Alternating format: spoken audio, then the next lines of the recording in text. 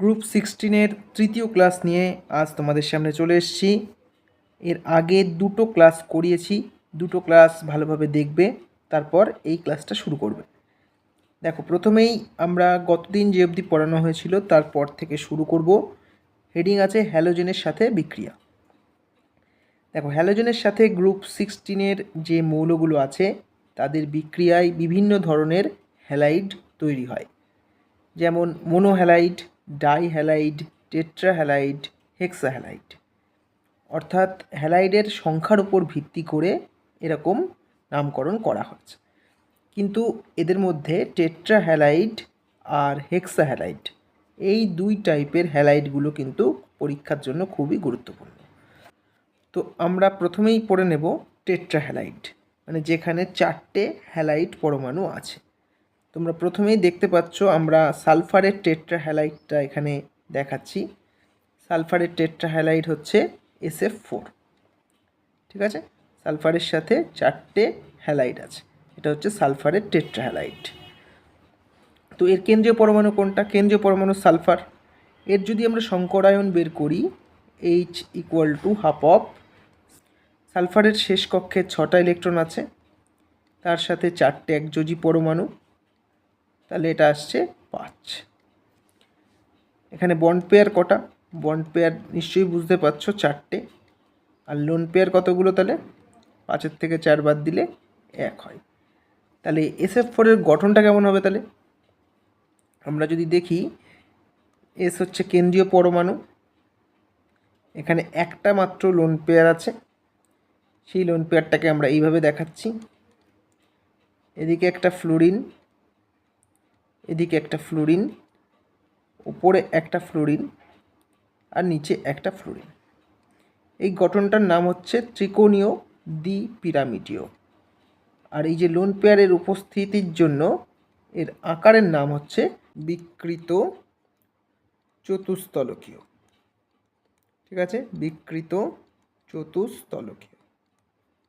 এখানে একটু অষ্টতলকীয় লেখা হয়ে গেছে, এটা কেটে দেবে, এটা চতুস্তলকীয় হবে। ঠিক আছে, এটা বিকৃত চতুস্তলকীয়।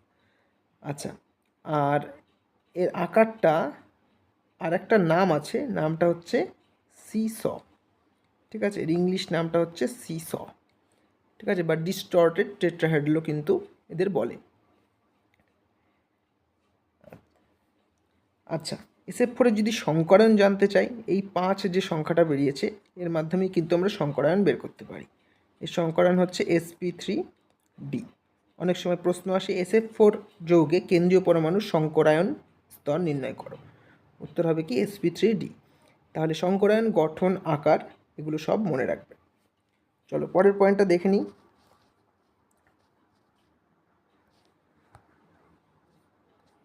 দেখো, এবার আমরা পড়ব SF4-এর আদ্র বিশ্লেষণ সম্পর্কে। সালফার এমন একটা মৌল যে সর্বোচ্চ কিন্তু 6 সমযোজ্যতা প্রদর্শন করতে পারে, অর্থাৎ 6টা সমযোজী বন্ধন কিন্তু সালফার তৈরি করতে পারে। এখন SF4 এই যৌগে কিন্তু সালফারের কোঅর্ডিনেশন সংখ্যা আছে কত? 4। দেখতে পাচ্ছ সালফারের পাশে 4টে ফ্লুরিন আছে, তাহলে সালফারের কোঅর্ডিনেশন সংখ্যা কত? এখানে 4। তাহলে সালফার কিন্তু চাইলে 6টা বন্ড বানাতে পারে। এই যৌগের ক্ষেত্রে 4টে বন্ড বানিয়েছে। তাহলে এখানে কি বলা হয়েছে একবার পড়ে নেবে। SF4 যৌগে সালফারের কোঅর্ডিনেশন সংখ্যা বৃদ্ধির সুযোগ আছে, মানে 4 থেকে 6-এও যেতে পারে, কারণ এর সর্বোচ্চ সমযোজিতা হচ্ছে 6। এবার এর মধ্যে যদি জলের অণু দেওয়া হয়, তাহলে জলের অণুর যে অক্সিজেনের লোন পেয়ার আছে, সেই লোন পেয়ার কিন্তু সালফারকে ইলেকট্রন দান করতে পারবে, কারণ ওর সমযোজ্যতা 6 অবধিও যেতে পারে, ওর বন্ড কম আছে। তাই জন্য এই জল কিন্তু সালফারকে অ্যাটাক করতে পারবে এবং সালফারের সঙ্গে জলের অক্সিজেন অণুর বন্ড তৈরি হতে পারবে। ওই জন্য এখানে বলেছে, দেখো, এটি সহজে 2টি জলের অণুর সঙ্গে যুক্ত হতে পারে, অর্থাৎ এটা সহজেই আদ্র বিশ্লেষিত হতে পারে। ঠিক আছে, তাহলে এই SF4 জল দ্বারা আদ্র বিশ্লেষিত হয়ে কি তৈরি হয়? তৈরি হয় হচ্ছে HF আর SO2। নিচে বিক্রিয়াটা কিন্তু এখানে দেওয়া আছে, দেখে নেবে তোমরা। তাহলে সালফার এই যে আদ্র বিশ্লেষণ হওয়ার মূল কারণ তুমি কি বলবে? এর কোঅর্ডিনেশন সংখ্যা 6 পর্যন্ত হতে পারে। যেহেতু SF4-এ কোঅর্ডিনেশন সংখ্যা 4 আছে, তাই জলের অণু কিন্তু SF4 গ্রহণ করতে পারে। ওই জন্যই কিন্তু এই আর্দ্র বিশ্লেষণটা হচ্ছে। এবং এই SF4 কিন্তু দ্রুত আর্দ্র বিশ্লেষিত হয়। মনে রাখবে SF4 আর্দ্র বিশ্লেষিত হয়ে কী তৈরি হয়? HF আর SO2। চলো নেক্সট পয়েন্টটা দেখে নিই। এবার আমরা একটা হেক্সা হ্যালাইড সম্পর্কে পড়ব। হেক্সা হ্যালাইড কী আছে সালফারের? SF6। এরও যদি আমরা গঠন এবং আকারটা নির্ণয় করতে চাই তাহলে প্রথমেই এইচটা বের করতে হবে। হাফ অফ সালফারের জন্য 6, 6টা ফ্লোরিন আছে 6, তাহলে এইচের মান কত আসবে? 6। বন্ড পেয়ার কতগুলো? বন্ড পেয়ার অবশ্যই 6টা, তাহলে লোন পেয়ার 6 - 6 কত? 0। তাহলে এর গঠন এবং আকার দুটোই সেম হবে এবং নাম হবে কি? অষ্টতলকীয়। এর গঠনের নাম কি তাহলে? অষ্টতলকীয়। আচ্ছা, সংকরায়ন বের করতে দিলে কি হবে? সংকরণ sp3d2, সংকরণ sp3d2, টোটাল 6 হতে হবে। দেখো এখানে 6টা আছে। তাহলে মনে রাখবে সংকরায়ন গঠন সবগুলোই কিন্তু SF4 এর মতো মনে রাখার চেষ্টা করবে। এখানে সব লিখে দেওয়া হয়েছে, একটু দেখে নেবে। এরপর আমরা SF6 এর আর্দ্র বিশ্লেষণ সম্পর্কে পড়ব। দেখো SF6 এর কোঅর্ডিনেশন সংখ্যা কত? তোমরা দেখতে পাচ্ছ এর পাশে 6টা পরমাণু আছে, তাহলে এর কোঅর্ডিনেশন সংখ্যা কত? 6। তার মানে 6টা থাকতে পারে, এই 6টাই কিন্তু ফ্লোরিন দিয়ে পূর্ণ আছে। এবার যদি এর মধ্যে জল দেওয়া হয়, জল দ্বারা আর্দ্র বিশ্লেষণ করার চেষ্টা করা হয়, তো সেটাকে আর্দ্র বিশ্লেষিত হতে পারবে না। কারণ কি? এই 6টা ফ্লোরিন পরমাণু তার নিজের জায়গায় কিন্তু জলকে প্রবেশ করতে দেবে না। আর সালফার তো আর বন্ডও বাড়াতে পারবে না, কারণ সর্বোচ্চ 6টাই বানাতে পারে। ওই জন্য কিন্তু কোনো বিক্রিয়া বা আর্দ্র বিশ্লেষণ ঘটবে না।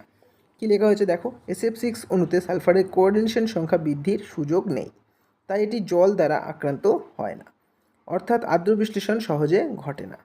এছাড়া 6টা ফ্লোরিন সালফার পরমাণুকে এমনভাবে ঘিরে থাকে যে স্টেরিক হিন্ড্রেন্সজনিত কারণে কোনো বিকারক সালফার পরমাণুকে আক্রমণ করতে পারে না, তাই তাপগতীয়ভাবে অনুকূল আর্দ্র বিশ্লেষণ সহজে ঘটবে না। তাহলে মনে রাখবে SF6 কিন্তু আর্দ্র বিশ্লেষিত হয় না, আর্দ্র বিশ্লেষিত হয় না, কথাটা মনে রাখো। চলো পরের পয়েন্টে চলে যাব।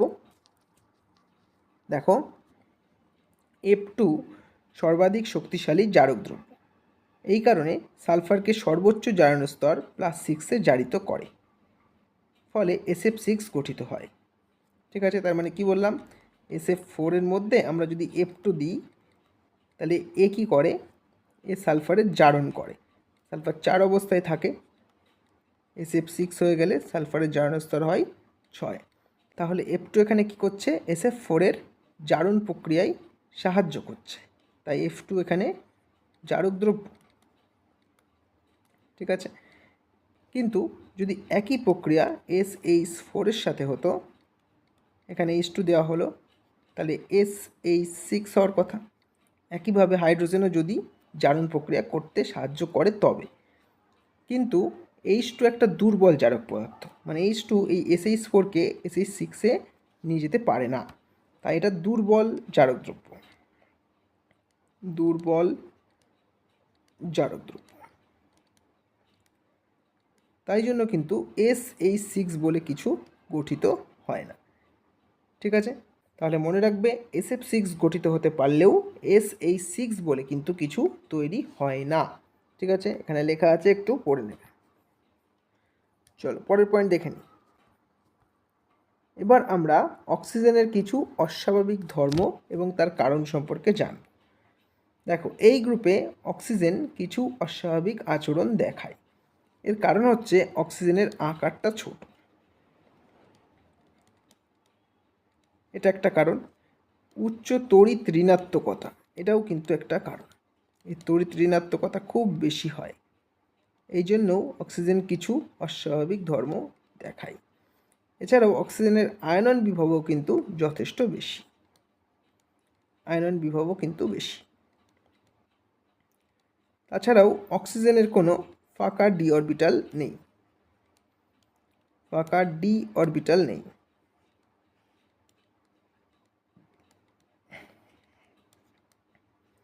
এই কারণগুলোর জন্য কিন্তু অক্সিজেন কিছু অস্বাভাবিক আচরণ দেখায়। তাহলে কারণগুলো মনে থাকবে: ছোট আকার, উচ্চ তড়িৎ ঋণাত্মকতা, আয়নন বিভব বেশি, আর ফাঁকা ডি অরবিটাল নেই। এইসব কারণের জন্য অক্সিজেন কিন্তু কিছু অস্বাভাবিক ধর্ম দেখায়। ঠিক আছে, চলো এবার আমাদের অক্সিজেনের বেশ কিছু যৌগ সম্পর্কে পড়তে হবে। প্রথম যৌগই আছে ডাই অক্সিজেন। ডাই অক্সিজেন অর্থাৎ O2। O2-র গঠন কেমন হয়? ও ডাবল বন্ড ও, ডবল বন্ডের মাধ্যমে কিন্তু যুক্ত থাকে। এই O2 তৈরি করার জন্য আমাদের বেশ কিছু অক্সিজেন সমৃদ্ধ যৌগকে উত্তপ্ত করতে হয়। সেই যৌগগুলো কি? Lead nitrate, PbNO3(2). লেড নাইট্রেটকে উত্তপ্ত করলে অক্সিজেন পাওয়া যাবে। KClO3, একে উত্তপ্ত করলে অক্সিজেন পাওয়া যাবে। তোমরা এটা আগেও পড়েছো পরীক্ষাগার প্রস্তুতি অক্সিজেনের। KClO3কে কিন্তু উত্তপ্ত করলে O2 পাওয়া যায়। এছাড়াও KMnO4, K2Cr2O7 এগুলোকে উত্তপ্ত করলেও কিন্তু পাওয়া যায়। ঠিক আছে, তো চলো দেখে নিই আমরা ল্যাবরেটরিতে কিভাবে অক্সিজেন তৈরি করা হয়। দেখো, আমরা একটু আগেই বললাম ল্যাবরেটরিতে KClO3 অর্থাৎ পটাশিয়াম ক্লোরাইডকে নিতে হবে। এখানে ম্যাঙ্গানিজ ডাইঅক্সাইড অনুঘটক ব্যবহার করতে হবে। ব্যবহার করলে এটা বিশ্লিষ্ট হয়ে KCl আর 3O2 তৈরি করবে। ঠিক আছে, মনে থাকবে এখানে অনুঘটক হিসেবে কী ব্যবহার হচ্ছে? Manganese dioxide. তাহলে পটাশিয়াম ক্লোরাইড আর ম্যাঙ্গানিজ ডাইঅক্সাইড অনুঘটক একসাথে মেশালে অক্সিজেন গ্যাস কিন্তু পাওয়া যায়। এক্ষেত্রে তোমাদের মনে রাখতে হবে এই যে KClO3 আর MnO2 এটা 4:1 অনুপাতে কিন্তু নিতে হবে, নিয়ে তারপর উত্তপ্ত করতে হবে, তাহলেই কিন্তু O2 পাওয়া যাবে। এছাড়াও কিছু প্রস্তুতি রয়েছে। তোমরা দেখতে পাচ্ছ সোডিয়াম পারঅক্সাইডের সাথে জলের যদি বিক্রিয়া করা হয়, Na2O2 এর সাথে জলের বিক্রিয়া করতে হবে, করলেও কিন্তু সোডিয়াম হাইড্রোক্সাইড আর সাথে অক্সিজেন গ্যাস পাওয়া যায়। তাহলে এই বিক্রিয়াটাও পড়ে রাখবে। অক্সিজেন গ্যাস প্রস্তুতির অনেকগুলো উপায় তোমাদেরকে বললাম। প্রথমত, যে কোনো অক্সিজেন সমৃদ্ধ যৌগকে উত্তপ্ত করে অক্সিজেন পাওয়া যায়। পরীক্ষাগার প্রস্তুতিতে KClO3কে MnO2 সহযোগে উত্তপ্ত করলে অক্সিজেন পাওয়া যায়। আর এই একটা বললাম সোডিয়াম পারঅক্সাইডের সাথে জলের বিক্রিয়াও কিন্তু অক্সিজেন পাওয়া যায়। নেক্সট পয়েন্ট, অযুগ্ম ইলেকট্রন থাকার জন্য O2 কিন্তু একটি পরাচুম্বকীয় পদার্থ হয়। O2 কেমন পদার্থ? পরাচুম্বকীয় পদার্থ। এর মধ্যে কিন্তু অযুগ্ম ইলেকট্রন রয়েছে। তোমরা যদি মলিকুলার অরবিটাল থিওরি বা MO তত্ত্ব পড়ো, সেখান থেকে জানতে পারবে অক্সিজেন একটা পরাচুম্বকীয় গ্যাস। নেক্সট পয়েন্ট দেখো, সোনা, প্লাটিনাম ইত্যাদি বড়ধাতুগুলির সাথে ডাইঅক্সিজেন বিক্রিয়া করে না, অর্থাৎ অক্সিজেন কিন্তু অত রিঅ্যাক্টিভ না। সোনা, তারপর প্লাটিনাম, এগুলো হচ্ছে সব বড়ধাতু, নিষ্ক্রিয় ধাতু বলতে পারো। এদের সাথে যদি অক্সিজেনের বিক্রিয়া করানো হয়, কোনো বিক্রিয়া কিন্তু করবে না। আচ্ছা, পরের পয়েন্ট কি বলেছে? ক্ষারীয় পাইরোগ্যালেট দ্রবণ ডাইঅক্সিজেন গ্যাস শোষণ করে এবং বাদামি বর্ণ ধারণ করে। তো এটা একটু মনে রাখবে যে কোন দ্রবণ অক্সিজেন গ্যাস শোষণ করতে পারে। মনে রাখবে পাইরোগ্যালেট দ্রবণ। পাইরোগ্যালেট দ্রবণ অক্সিজেন শোষণ করে, বাদামি বর্ণ ধারণ করে। আচ্ছা, এই ডাইঅক্সিজেনের কিছু ব্যবহার দেখে নাও, এখানে দেওয়া আছে। ধাতু কাটা এবং জোড়া দেওয়ার কাজে অক্সি অ্যাসিটিলিন শিখা তৈরি করতে এই ডাইঅক্সিজেন ব্যবহার করা হয়। এছাড়াও রকেটের জ্বালানিতে তরল ডাইঅক্সিজেন ব্যবহার করা হচ্ছে। তো এই ব্যবহারগুলো মনে রেখো, এগুলো কিন্তু কোনো না কোনোভাবে পরীক্ষায় আসতে পারে। ঠিক আছে, অক্সি অ্যাসিটিলিন শিখা আর রকেটের জ্বালানি মনে রাখবে। চলো পরের পয়েন্টে চলে যাই। এবার আমাদের পড়তে হবে বেশ কিছু অক্সাইড সম্পর্কে। দেখো, মনে রাখবে অধাতু যারা আছে, অধাতু, তাদের যে অক্সাইডগুলো হয় তারা কিন্তু সবসময় আম্লিক প্রকৃতির হয়। এখানে প্রথম পয়েন্ট দেখে নাও, আম্লিক অক্সাইডের উদাহরণ দেওয়া হয়েছে CO2, SO2, P4O10, Cl2O7, N2O5। সব P ব্লকের যেসব মৌলগুলো আছে তাদেরই অক্সাইডের নাম লেখা। এরা সবাই কিন্তু আম্লিক অক্সাইড। আর ধাতুর অক্সাইড যারা আছে তারা কিন্তু সবাই ক্ষারীয় অক্সাইড হয়। গ্রুপ বিশেষ করে যারা গ্রুপ 1 এবং গ্রুপ 2-র মধ্যে থাকছে ওরাই কিন্তু ধাতুর অক্সাইড এবং ওরাই হচ্ছে ক্ষারকীয় অক্সাইড। উদাহরণ দেওয়া হয়েছে Na2O, MgO, CaO, Fe2O3, এগুলো সব কিন্তু ক্ষারকীয় অক্সাইড। নেক্সট পয়েন্ট দেখো, উভধর্মী অক্সাইড। এটা সব থেকে ইম্পর্টেন্ট বলতে পারো, উভধর্মী অক্সাইড। এর প্রশ্ন কিন্তু অনেকবার পরীক্ষায় এসছে। উভধর্মী অক্সাইড তাহলে কারা? Al2O3 সবার প্রথমে উদাহরণ মনে রাখবে, একে অ্যালুমিনা বলা হয়। অ্যালুমিনা একটা উভধর্মী অক্সাইড। এছাড়াও ZnO, PbO, SnO, BeO এগুলো সব কিন্তু উভধর্মী অক্সাইডের উদাহরণ। তাহলে প্রত্যেকটার উদাহরণগুলো কিন্তু মাথায় রাখবে। নেক্সট পয়েন্ট, কিছু প্রশম অক্সাইড রয়েছে, যেমন জল একটা প্রশম অক্সাইড, N2O একটা প্রশম অক্সাইড, NO একটা প্রশম অক্সাইড, CO কার্বন মনোক্সাইড এটাও প্রশম অক্সাইড। তো এগুলো কিন্তু প্রশম অক্সাইড রয়েছে, মনে রাখতে হবে এদের নাম। কিছু মিশ্র অক্সাইডের উদাহরণ মনে রাখবে, Pb3O4, এটা সাধারণত PbO আর Pb2O3 মিশ্রণে তৈরি, তাই এদেরকে বলা হয় মিশ্র অক্সাইড। আর একটা উদাহরণও আছে Fe3O4, এটার নাম হিমাটাইট। এটা FeO আর Fe2O3 সমন্বয়ে গঠিত হয়, তাই এটাও কিন্তু একটা মিশ্র অক্সাইড। নেক্সট পয়েন্ট দেখে নেব, চলো। দেখো, পর্যায় সারণীর কোন মৌলের অক্সাইড আম্লিক হবে আর কোন মৌলের অক্সাইড ক্ষারকীয় হবে এই সম্পর্কে কিন্তু ভালোভাবে জানতে হবে।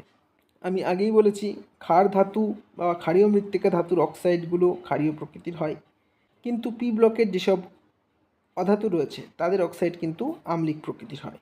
তাহলে আমরা বলতে পারি যে গ্রুপের বাম দিক থেকে যদি ডান দিকে যাওয়া হয় তাহলে আম্লিকতা কিন্তু বৃদ্ধি পায়।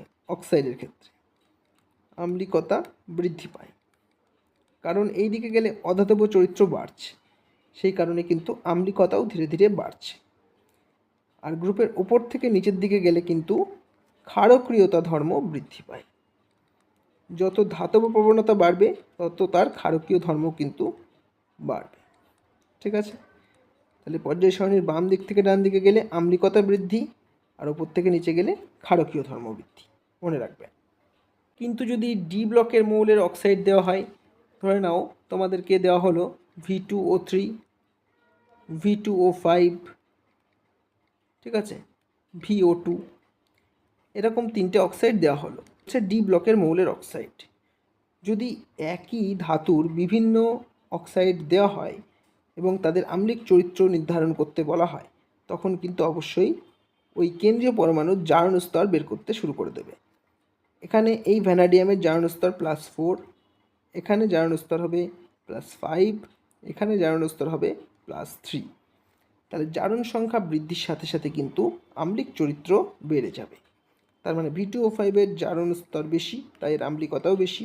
তারপর VO2 স্থান পাবে, আর তারপরে চলে যাবে V2O3। তাহলে এইভাবে যদি ডি ব্লকের মৌলের অক্সাইড দেওয়া হয় এবং একই মৌলের অক্সাইড দেওয়া হয়, তখন কিন্তু জারণ স্তর বের করে আম্লিক চরিত্র ক্রমে সাজাতে পারো। ঠিক আছে, মনে রাখো। আচ্ছা, নেক্সট যে পয়েন্টটা রয়েছে দেখবো, চলো। এরপর দেখো, অক্সাইডের প্রকৃতি অনুযায়ী অক্সাইডকে বেশ কিছু ভাগে ভাগ করা হয়েছে। প্রথম ভাগ রয়েছে কি? Die oxide. Die oxide, die অক্সাইডের উদাহরণ দেওয়া হয়েছে, দেখো, MnO2, MnO2, NO2, PbO2।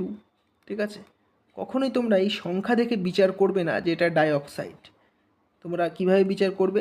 যেখানে অক্সিজেনের জারণ সংখ্যা -2, সেটাই হচ্ছে ডাইঅক্সাইড।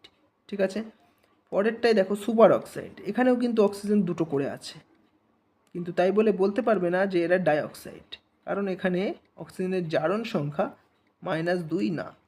যেমন দেখো KO2, RbO2। ঠিক আছে, এখানে দেখো, এখানে অক্সিজেনের জারণ সংখ্যা বের করবে, দেখবে -12 আসছে। তাহলে যেখানে অক্সিজেনের জারণ সংখ্যা -12 সেটা কিন্তু সুপার অক্সাইড। ঠিক আছে, পরের পয়েন্ট দেখো, অক্সিজেনের জারণ সংখ্যা যদি -1 হয়, যেরকম দেখো Na2O2, আমরা করে দেখাচ্ছি একটা, সোডিয়ামের কত 1 করে, তাহলে 2 প্লাস অক্সিজেনের x ধরবো 2x = 0, তাহলে 2x = -2, x = -1। তাহলে যেখানে অক্সিজেনের জারণ স্তর -1, সেগুলোই কিন্তু পারঅক্সাইডের মধ্যে পড়বে। যেমন Na2O2 আছে, H2O2 আছে, BaO2 আছে, এগুলো সব কিন্তু চলে যাচ্ছে পারঅক্সাইডের মধ্যে, যেখানে অক্সিজেনের জারণ স্তর কত হবে? -1। আচ্ছা, এরপরে লাস্ট পয়েন্ট আছে সাব অক্সাইড। দেখো, যোজ্যতা অনুযায়ী প্রয়োজনীয় অক্সিজেন থেকে কম পরিমাণ অক্সিজেন যদি থাকে তাহলে সেই ধরনের অক্সাইডকে বলা হয় সাব অক্সাইড। অর্থাৎ যোজ্যতা বা সমযোজী বন্ধন পূরণের জন্য আরও হয়তো বেশি অক্সিজেন দরকার ছিল, কিন্তু তার থেকে কম অক্সিজেন যদি উপস্থিত থাকে তখন সেই অক্সাইডগুলিকে বলা হবে সাব অক্সাইড। উদাহরণ কি? উদাহরণ হচ্ছে C2O3, Pb2O, N2O, এগুলোকে বলা হয় সাব অক্সাইড। ঠিক আছে, চলো নেক্সট পয়েন্ট দেখে নিই। নেক্সট পয়েন্টে আমাদের পড়তে হবে ওজোন গ্যাস সম্পর্কে। ওজোন গ্যাস কিভাবে তৈরি হয় সেটাই প্রথমে দেখানো হয়েছে। একটা যন্ত্র আছে ওজোনাইজার, সেই ওজোনাইজার যন্ত্রে ডাই অক্সিজেনের নিঃশব্দ তড়িৎকরণ করতে হবে, তাহলেই কিন্তু ওজোন তৈরি হবে। এটা খুব ইম্পর্টেন্ট, ভালোভাবে মনে রাখবে। কোন যন্ত্রে ওজোন তৈরি করা হয়? মনে রাখবে ওজোনাইজার। ওজোনাইজার এই যন্ত্রে অক্সিজেন বা ডাই অক্সিজেন বলতে পারো, এটার যদি নিঃশব্দ তড়িৎকরণ করা হয় তাহলে ওজোন তৈরি হয়ে যাবে। ঠিক আছে, একেই বলা হয় ওজনিত অক্সিজেন বা ওজোনাইজড অক্সিজেন। তাহলে এই কথাগুলো একটু মনে রাখো, নিঃশব্দ তড়িৎক্ষরণ, ওজোনাইজার যন্ত্র। ঠিক আছে, এখান থেকেই কিন্তু ওজোন গ্যাস তৈরি করা হয়। পরের পয়েন্ট দেখে নেব। ওজোনের কেন্দ্রীয় পরমাণুর অক্সিজেন sp2 সংকরায়িত এবং গঠন হয় কৌণিক। দেখো ওজোনের গঠন কেমন হবে। ওজোনের সংকেত হচ্ছে O3, যেখানে একটা অক্সিজেন কেন্দ্রীয় পরমাণুতে থাকে আর দুটো অক্সিজেন দুদিকে কৌণিকভাবে বিস্তৃত থাকে। ঠিক আছে, এই অক্সিজেনের কাছে একটা লোন পেয়ার থাকবে আর যে কোনো একটা সাইডে একটা পাই বন্ধন তৈরি হবে। ঠিক আছে, এর ফলে কি হচ্ছে, এখানে একটা প্লাস চার্জ তৈরি হচ্ছে, কারণ এই অক্সিজেনের ক্ষেত্রে 3টে বন্ড হয়েছে, সর্বোচ্চ 2টো বানাতে পারে, সেখানে 3টে বন্ড রয়েছে। এখানে একটা প্লাস চার্জ তৈরি হবে, কারণ এই বন্ডটা হচ্ছে অসমযোজী বন্ধন। একটা এক্সট্রা যে বন্ড তৈরি হয়েছে এটা অসমযোজী বন্ধনের মাধ্যমে তৈরি হচ্ছে, তাই এখানে প্লাস সাইন আর এখানে মাইনাস সাইন দিতে হবে। তাহলে O3-র গঠনটা ঠিক এরকম হয়। এটা কেমন দেখতে? এটা কৌণিক, এটা কৌণিক আকারের। এর সংকরায়ন হচ্ছে sp2। ঠিক আছে, sp2 সংকরায়ন। এখানে সিগমা বন্ডের সংখ্যা কত? এখানে একটা, এখানে একটা, দুটো সিগমা বন্ড আর একটা লোন পেয়ার আছে, তাহলে টোটাল 3টে ইলেকট্রন জোড়, তাই জন্য সংকরায়ন sp2, যার মধ্যে একটা নিঃসঙ্গ ইলেকট্রন জোড় আর দুটো বন্ধন ইলেকট্রন জোড়। তাহলে O3-র গঠনে কি বলবে? কৌণিক। সংকরায়ন কি? sp2। ঠিক আছে, আচ্ছা, আমরা পড়েছিলাম একটু আগে ডাই অক্সিজেন, ওটা কি প্যারাম্যাগনেটিক, মানে অর্থাৎ বিজোড় ইলেকট্রন আছে, কিন্তু ওজোন বা O3 এটা কিন্তু ডায়াম্যাগনেটিক। ঠিক আছে, এখানে কোনো বিজোড় ইলেকট্রন নেই, সব জোড় ইলেকট্রন, তাই জন্য এটা কি ডায়াম্যাগনেটিক। আচ্ছা, এরপর আমাদের জানতে হবে O3 কিন্তু একটা শক্তিশালী জারক পদার্থ। ঠিক আছে, অক্সিজেনের থেকেও শক্তিশালী জারক পদার্থ, অন্যকে জারিত করতে কিন্তু O3 কাজে লাগে।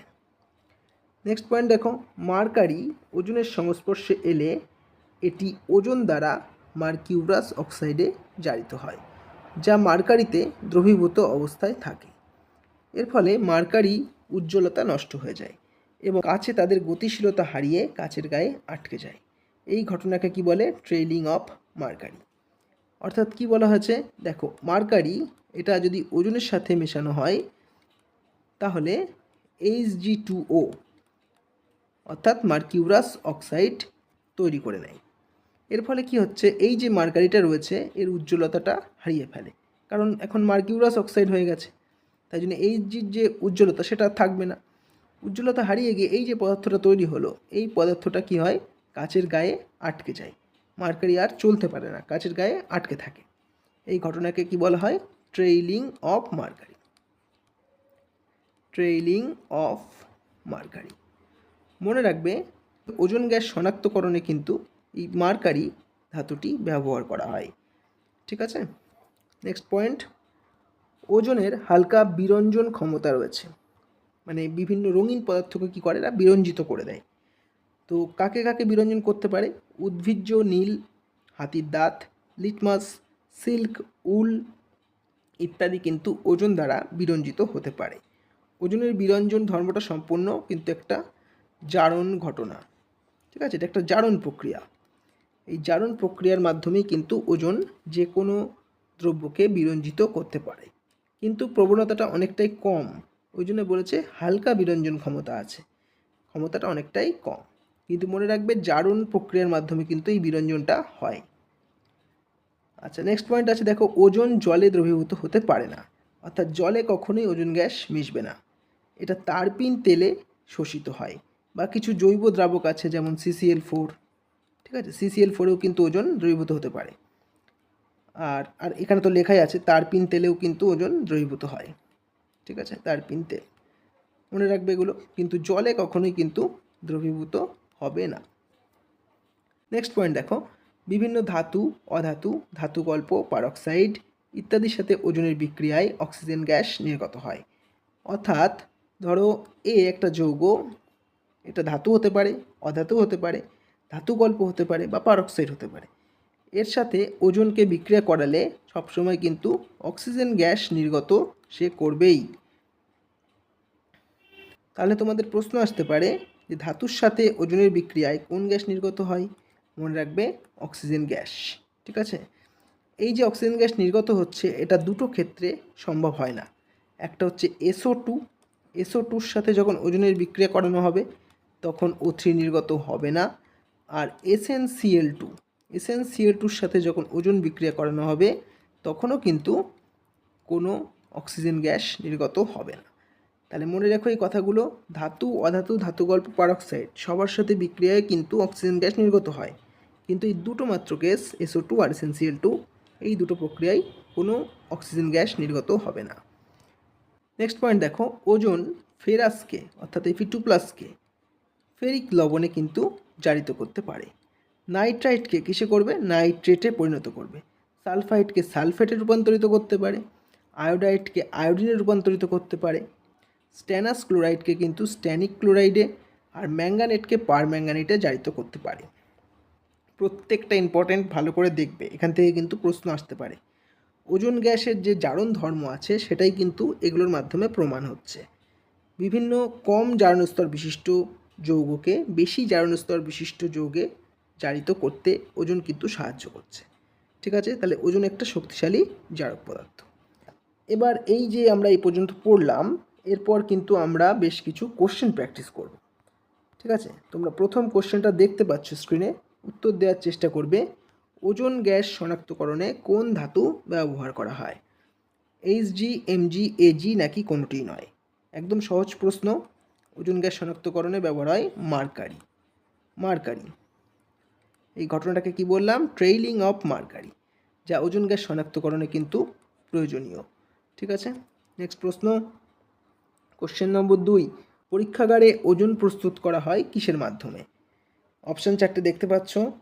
তড়িৎ ক্ষরণ দ্বারা, উচ্চ চাপ ও উচ্চ তাপমাত্রায়, কম বিভবযুক্ত তড়িৎ উৎস থেকে, নাকি শব্দহীন তড়িৎ ক্ষরণ দ্বারা। আমি তোমাদেরকে একটু আগেই বললাম যে অক্সিজেনকে যদি নিঃশব্দ তড়িৎক্ষরণ করা হয় তাহলে কিন্তু ওজন তৈরি হয়। কী করতে হবে? নিঃশব্দ তড়িৎক্ষরণ। এই অপশানটা কোথায় আছে দেখে নাও। প্রথম 3টে অপশানে তো নেই, লাস্টের অপশানে দেখো শব্দহীন তড়িৎক্ষরণ দ্বারা লেখা রয়েছে, তাহলে ওটাই কিন্তু উত্তর। ওজন গ্যাস বানানোর জন্য নিঃশব্দ তড়িৎক্ষরণ করতে হবে। আর যে যন্ত্রটার নাম ইউজ করেছিলাম সেটা কি? ওজোনাইজার। ঠিক আছে, মনে রাখবে। চলো পরের প্রশ্ন, কোশ্চেন নম্বর 3 দেখব আমরা।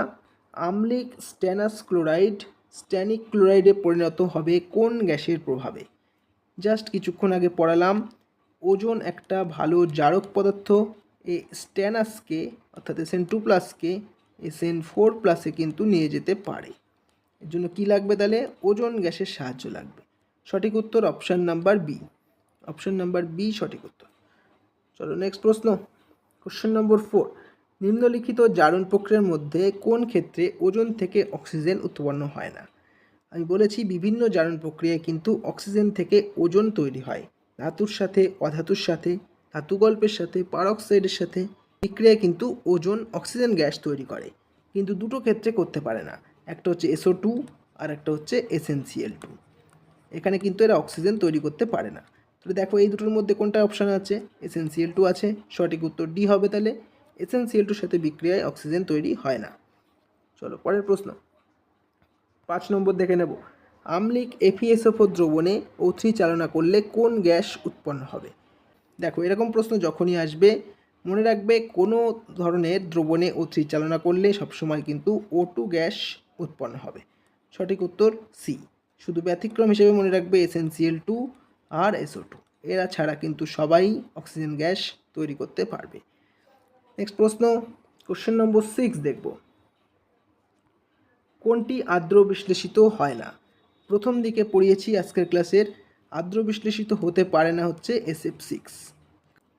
কারণ কি বলেছিলাম? SF6 তার সর্বোচ্চ সমযোজ্যতা 6-এ অবস্থান করছে।